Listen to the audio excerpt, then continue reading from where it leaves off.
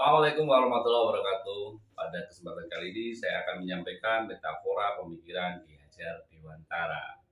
Ki Hajar Dewantara menyampaikan bahwa pendidikan merupakan tempat penyemaian benih-benih kebudayaan. Berdasarkan pandangan tersebut, saya menggambarkan proses pendidikan ibaratnya adalah sebuah proses pengolahan batu mulia dengan guru sebagai pengrajin atau pengolahnya dan peserta didik sebagai batu yang akan diolah. Tahukah Anda bahwa perhiasan batu mulia yang kita nikmati keindahannya pada saat ini berasal dari bongkahan batu yang mungkin di awalnya dianggap oleh sebagian orang adalah sebuah batu yang tidak berharga. Untuk menjadikan bongkahan batu mulia menjadi perhiasan yang mewah harus melalui proses yang panjang. Proses pertama yang harus dilalui seorang pengrajin batu mulia adalah menemukan jenis batu yang di dalamnya mengandung unsur batu mulia. Tidak jarang pembuat batu harus menggali sampai belasan meter, berjalan sampai puluhan kilometer untuk dapat menemukan batu mulia. Dari tempat yang sama pun, bahan batu mulia yang ditemukan mempunyai warna, karakteristik, dan motif yang berbeda-beda. Demikian halnya yang harus dilakukan oleh seorang guru. Hal pertama yang harus dilakukan adalah menemukan bakat dan potensi dari semua peserta didik sesuai dengan kodrat alamnya. Pendidik harus mampu mengembangkan potensi dan bakat alam seorang anak semaksimal mungkin. Setiap pribadi peserta didik itu unik, tidak sama antara satu individu dengan individu lain. Seorang pendidik harus sadar keadaan tersebut dan harus mampu mengolah individu dengan cara yang sesuai dengan bakat alamnya. Proses selanjutnya dalam pengolahan batu mulia adalah membentuk batu tersebut menjadi sebuah perhiasan atau karya. Dalam proses ini, pembentukan perhiasan atau karya harus memperhatikan ukuran, motif, dan karakteristik dari batu tersebut. Batu mulia yang berukuran 2 cm x 2 cm x 2 cm tidak akan mungkin dijadikan sebuah perhiasan dengan bentuk cincin utuh karena akan terlalu kecil. Pada proses pembentukan tersebut harus melalui proses pemotongan, penghalusan, pemolesan sampai nanti dihasilkan sebuah karya yang dapat dinikmati keindahannya.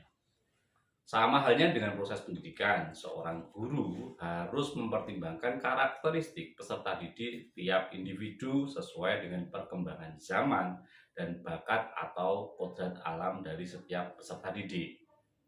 Dalam proses pendidikan, guru harus mengarahkan langkah peserta didik, menghaluskan, memoles bakatnya sehingga potensi peserta didik dapat muncul secara optimal.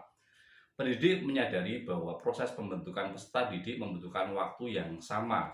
Jika kita umpamakan dalam proses batu tersebut, ada jenis batu yang gampang dipotong, tetapi dalam proses pemolesannya butuh waktu yang lama. Sebaliknya, ada jenis batu yang mudah dipotong dan mudah dipoles. Hal tersebut juga berlaku bagi peserta didik. Ada peserta didik yang mudah belajar dalam mata pelajaran tertentu tetapi kesulitan di mata pelajaran yang lain. Nah,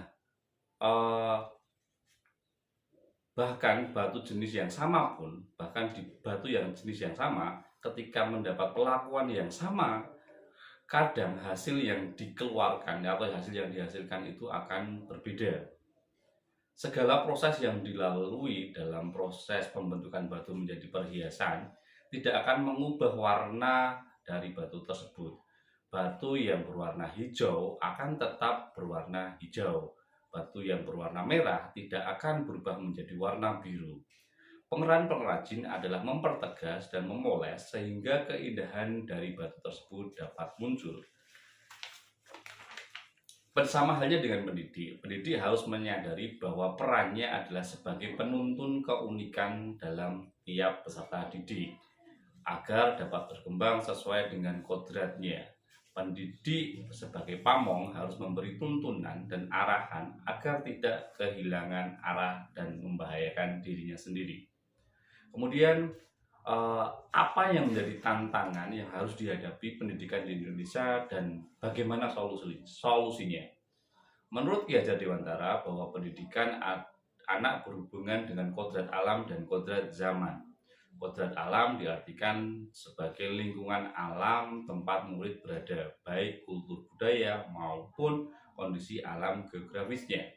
Kodrat alam berhubungan juga dengan karakter dasar anak. Batu mulia yang berasal dari daerah Kalimantan tentunya akan berbeda dari batu mulia yang berasal dari Jawa. Mineral-mineral pembentuk batu tersebut berbeda antara daerah satu dengan daerah yang lain. Sedangkan kodrat zaman diartikan bahwa kita sebagai guru harus mampu membekali siswa, membekali peserta didik sesuai dengan zamannya agar mereka mampu hidup, berkarya, dan menyelesaikan diri. Jika kita ilustrasikan dengan perhiasan yang dihasilkan pada zaman dahulu akan berbeda bentuk, motif, kemudian dengan perhiasan yang dihasilkan pada saat zaman sekarang. Adanya mesin, adanya pengolahan yang lebih canggih pada saat sekarang akan menghasilkan batu atau perhiasan yang lebih bervariatif. Dalam pendidikan, pendidik harus menguasai teknologi yang sesuai dengan perkembangan zaman dan harus melakukan inovasi-inovasi dalam proses pembelajarannya. Sehingga guru sebagai garda terdepan harus selalu mengupgrade kemampuannya sesuai dengan perkembangan zaman.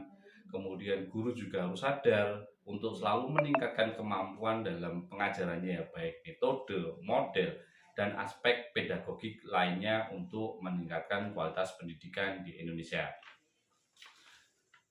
Demikian metafora yang dapat saya sampaikan terkait dengan pemikiran Ki Hajar Dewantara tentang pendidikan yang berpihak pada murid.